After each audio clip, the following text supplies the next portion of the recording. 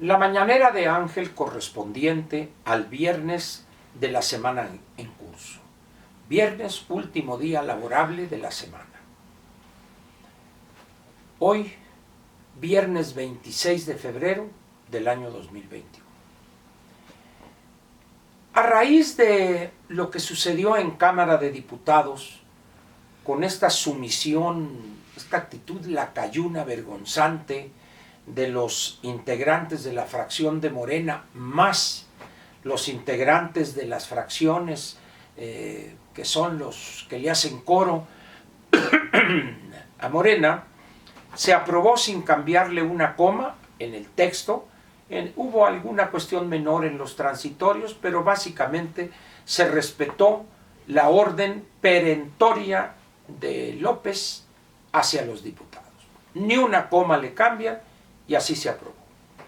No obstante que hubo cerca de 400 reservas, todas fueron desechadas. Como se dice coloquialmente, con la mano en la cintura. La minuta correspondiente llegó ya al Senado de la República y en una entrevista radiofónica a Ricardo Monreal, la realizó Pascal Beltrán, donde yo participo ahí con una pequeña intervención, y le hizo algunas preguntas interesantes que hay que reconocerle al senador Monreal. Contestó sin evadir la pregunta. Lo que uno puede concluir después de escuchar la entrevista que le hizo Pascal a Monreal es que vamos a ver algo interesante en la discusión de la minuta que envió diputados al Senado de la República. Si bien aclaró Monreal, pero todos los integrantes de la fracción, dijo él, estamos apoyando la iniciativa del presidente. Pero luego dice Pascal, dice, yo busco el acuerdo, busco que no vaya a presentarse este conjunto de demandas que dañaría al sector público por los pagos, etc. Como diciendo, es cierto, se vendrían demandas, reclamaciones que significarían un golpe al erario por las erogaciones que tendría que hacer el gobierno federal, producto de la insensatez y de ese afán del presidente de ver al antepasado.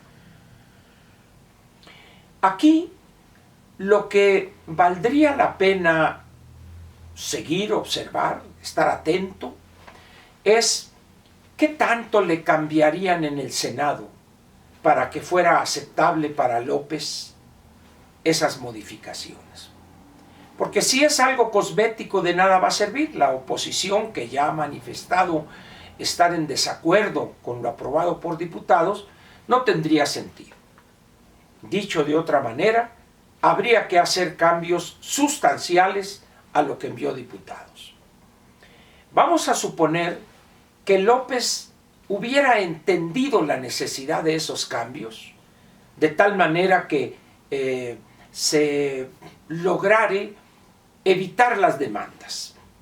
Muy bien, ¿en qué papel quedarían los que lacayunamente se plegaron a los deseos del poderoso, de López? ¿Cómo quedaría Pablo Gómez después de esos cambios y de que les enmendaran la plana a los diputados? Con esos argumentos que Dios se recupera la rectoría y la mentira que te eché. ¿En qué papel quedarían los otros que votaron en manada? ¿Harían una vez más o habrían hecho el ridículo completo por su actitud servil, lacayuna ante López? Al margen, pues, de lo que decida el Senado de la República, las cosas parecen complicársele al presidente en materia de energía. Hoy, tal parece que todos los días hay un incidente en alguna de las refinerías o en varias de ellas, producto del nulo mantenimiento recibido. La situación de Petróleos Mexicanos cada día que pasa se exhibe en su gran debilidad y en lo que la Auditoría Superior de la Federación calificó como casi quiebra técnica. Dicho de otra manera, la realidad no toca a las puertas de López, sino que ya está en las habitaciones mismas donde pernocta López. Ya no se puede eludir esa realidad. Petróleos Mexicanos se enfrenta a una situación peligrosa desde el punto de vista financiero productivo. No se ve cómo pueda aumentar este año el volumen de extracción. No se ve cómo va a enfrentar los costos que se van a elevar en la importación de gasolinas. ¿Qué va a suceder cuando ya no puedan reducir el IEPS de la gasolina magna, de los 38 centavos que llevan? Vamos a ver hoy viernes cuánto dejan de cobrar, que no subsidio, que no estímulo, simple y sencillamente abdica el gobierno federal de cobrar el 100% de ese impuesto que fue autorizado por el Congreso de la Unión. Pero también, ¿qué va a suceder cuando el barril de petróleo aumente? Por lo tanto, el barril equivalente de gasolinas automotrices que importamos, ¿lo va a absorber el gobierno federal? ¿Eso va a reducir los recursos que tendrían que recortarse a algún programa, a aquel, infraestructura, etcétera? Si se mantiene la posición que han expresado en materia de energía eléctrica, las cosas serían todavía peores. ¿Por qué? Porque la electricidad a que se le daría prioridad, la más cara y la más sucia y la más contaminante, generaría también un golpe financiero, no solo a Comisión Federal de Electricidad, sino al gobierno federal mismo. Como podemos darnos cuenta en estos dos simples ejemplos, las cosas no se ven bien para el gobierno federal este año.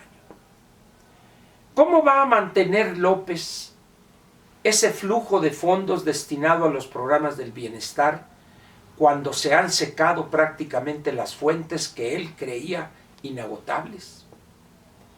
No va a tener más remedio que aceptar la inevitabilidad de una reforma fiscal. Porque si no lo acepta, si no entiende la necesidad para llevar a cabo todos esos programas demagógicos, electoreros, no tendría más remedio que cancelarlos o reducir un buen porcentaje de los montos que les destina. Y también, pues quizá detener el proyecto del Tren Maya, o Dos Bocas, o el mismo aeropuerto de Santa Lucía, que es el mejor del mundo, dijo. Por eso repito lo que dije hace un momento. El año 2021 no pinta bien en materia de la salud de las finanzas públicas. Habrá que estar atentos, sobre todo de aquí a fines de mayo, porque a los 6 días, el 6 de junio, serán las elecciones intermedias. 15 gubernaturas y miles de puestos de elección popular entre diputados locales y presidentes municipales, puestos los cuales no le interesan a López. El interés, la prioridad y toda su obsesión está ubicada en Cámara de Diputados. ¿Y por qué? Porque el que controla la Cámara de Diputados controla el presupuesto de egresos de la Federación.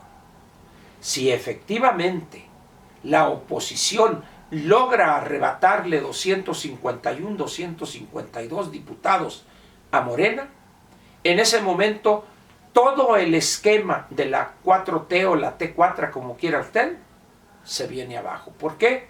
Porque ya no tendría el control del presupuesto el presidente. Eso es a lo que le teme.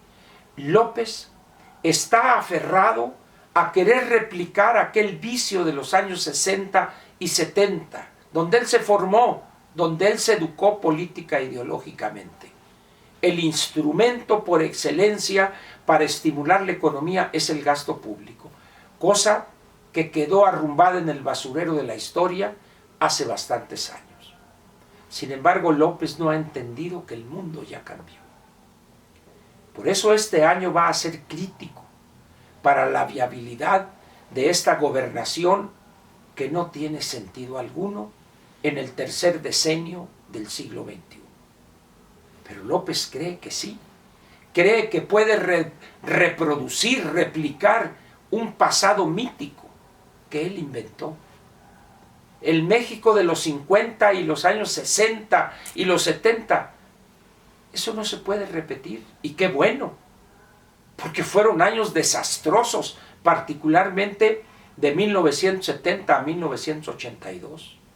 Desastrosos para el país.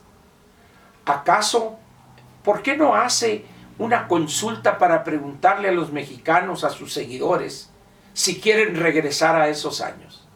Y va a ver lo que van a responder. ¿Querrán estas activistas, estos activistas que babean con López, dejar todas las comodidades que tienen, sus tabletas, sus computadoras, sus teléfonos inteligentes? No, por supuesto que no. Por eso le pido, por favor, que siga los acontecimientos, que se informe, que esté atento a lo que proponga Morena, porque las cosas, repito, no están fáciles y se pondrán mucho más difícil de lo que podamos imaginar. Le agradezco su presencia aquí conmigo y le recuerdo, como siempre, habrá sabatina y habrá dominical. Por lo pronto, piense en esto que le he planteado y solicitado que atienda y disfrute el fin de semana, pero dele un espacio ahí corto, unos minutos, a pensar en esto que le pedí. Muchas gracias y nos vemos mañana sábado aquí. Gracias.